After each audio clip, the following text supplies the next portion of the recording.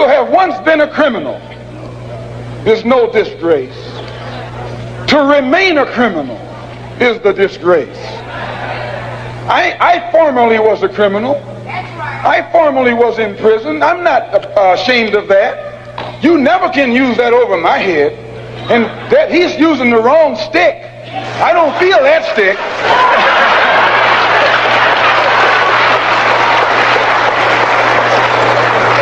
They charged Jesus with sedition.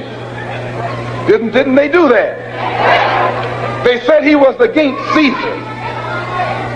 They said he was discriminating because he told his disciples, go not the way of the Gentiles, but rather go to the lost sheep. Go to the people who don't know who they are, who are lost from the knowledge of themselves, and who are strangers in a land that is not theirs. Go to those people. Go to the slaves. Go to the second-class citizens. Go to the ones who are suffering the brunt of Caesar's brutality. And if Jesus were here in America today, he wouldn't be going to the white man. The white man is the oppressor. He would be going to the oppressed. He would be going to the humble. He would be going to the lowly. He would be going to the rejected and the despised.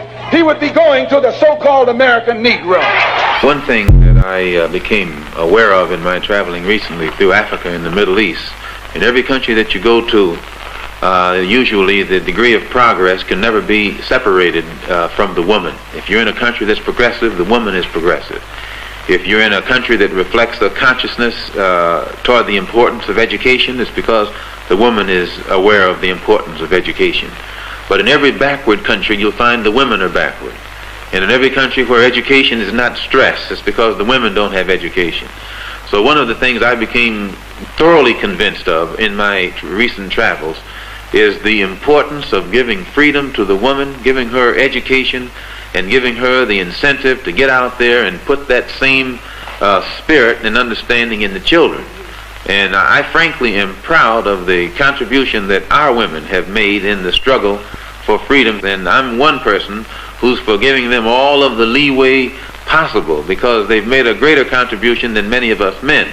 And one of the best ways that they can help is to encourage the man, try and inspire him to be more militant, and turn him away from being non-violent and passive and meek and Uncle Tomish. Make him aware that the black woman wants to see her man be a man, instead of around here using religion as an excuse to be a coward, and